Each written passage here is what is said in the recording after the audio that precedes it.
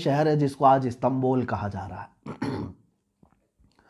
اس شہر کے فتح کے سلسلے میں بھی میرے آقا صلی اللہ تعالیٰ علیہ وسلم نے بشارت دی تھی۔ اول جیش غزاہا،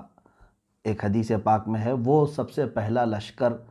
جو غزوہ کرے گا یا جہاد کرے گا اور قسطنطنیہ فتح کرے گا، وہ لوگ بلا حساب و کتاب جنت میں جائیں گے۔ وہ فتح قسطنطنیہ جو ہے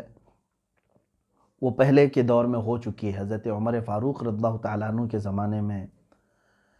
اور اس کے بعد کئی مرتبہ جو ہے یہ شہر فتح ہوا ہے۔ سلطان محمد فاتح کا بھی نام آتا ہے اس میں، جو قسطنطنیہ جنہوں نے فتح کیا، کافروں کے ہاتھ میں گیا پھر فتح کیا، ان کے ہاتھ میں گیا پھر فتح کیا۔ اب تو چونکہ یہ ترکی کے پاس ہے، ترکی کا بڑا شہر ہے، اور ابھی ترکی میں مسلمان ہیں، اسلامی حکومت ہے، لیکن جہاں تک خدشہ میرا ہے، میں اپنی بات کر رہا ہوں، ہو سکتا ہے یہ ترکی کے ہاتھ سے نکل جائے گا۔ استنبول شہر یہ پھر سے عیسائیوں کے ہاتھ میں ہو سکتا ہے چلا جائے، اور ایک زمانے تک ان کے ہاتھ میں رہے گا، کیونکہ آج کے جو حالات بتا رہے ہیں، لبرلزم وہاں پر کافی بڑھ چکا ہے۔ جو بلکہ میں اگر بتاؤں، آپ تحقیق کریں، ترکی کی حکومت کا جو آئین ہے، وہاں کا جو نظام ہے، اس میں بھی یہ چیز موجود ہے کہ وہ ترکی کوئی ایک مذہبی حکومت نہیں، یعنی وہاں کا کوئی سرکاری مذہب نہیں ہے، بلکہ وہ جیسے انڈیا ہے سیکولر ہے، ہمارا کوئی سرکاری مذہب نہیں، اسی طرح سے ترکی کا بھی انہوں نے بنایا ہے۔ جب خلافت عثمانیہ ختم ہوئی تھی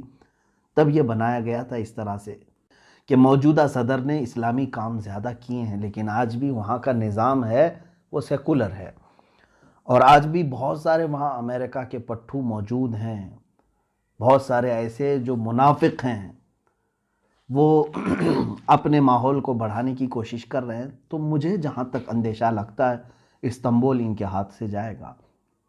اور عیسائیوں کے قبضے میں رہے گا،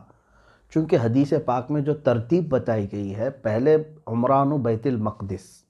بیت المقدس کی آبادی اور مدینہ کی ویرانی، مدینہ کی ویرانی ملحمۃ الکبریٰ کا ظہور ہوگا، یعنی بڑی جنگ ہوگی۔ اب وہ بڑی جنگ سالوں تک نہیں چلے گی۔ ایک بات یہ بھی سمجھ لے، جیسے وار نہیں ہے یہ، world war first, world war two جس طرح سے ہوئی، بہت سارے لوگ اس کو ورلڈ وار 3 بھی سمجھ رہے ہیں۔ میں جہاں تک سمجھتا ہوں یہ ورلڈ وار 3 کی بات نہیں ہے جو ملحمۃ الکبریٰ میں بتائی گئی ہے۔ ورلڈ وار 3 ہو سکتی ہے آپسی ممالک میں، لیکن یہ جو ہے وہ صرف 2 دن 3 دن یا 4 دن کا ذکر آیا ہے۔ وار جو ہے کنٹینیو چلتی رہتی ہے، یہ جیسے جنگ بدر ہوئی 1 دن میں ختم ہوئی، جنگ احد تھی 1 دن میں ختم ہوئی، اسی طرح سے ملحمۃ الکبریٰ بھی جو ہے یہ بہت لمبے سالوں تک یا مہینوں تک نہیں چلے گی، زیادہ سے زیادہ اس کی مدت 1 ہفتہ ہو سکتی ہے احادیث پاک کی روشنی کے مطابق۔ تو عزیزان گرامی، اب ملحمۃ الکبریٰ کے ختم کے بعد کیا ہوگا؟ قسطنطنیہ فتح ہوگا۔ تو فتح ہونے کی جو بات کی گئی ہے، اگر آلریڈی پہلے سے وہ مسلمانوں کے قبضے میں ہے تو پھر فتح کی بات کیسے فتح کی بات کیسے ہو سکتی ہے؟ اور فتح قسطنطنیہ سے مراد اگر پہلے والی فتح جو حضرت عمر کے زمانے میں ہوئی یا سلطان محمد فاتح کے زمانے میں ہوئی، تو پھر یہ بھی ماننا پڑے گا کہ اس سے پہلے ملحمۃ الکبریٰ ہو چکی ہے، اس سے پہلے مدینہ ویران ہو چکا ہے، اس سے پہلے بیت المقدس کی آبادی، یہ ساری ترتیب الٹ جائے گی۔ تو اسی لیے میں نے کہا کہ ہو سکتا ہے استنبول شہر آج کا یعنی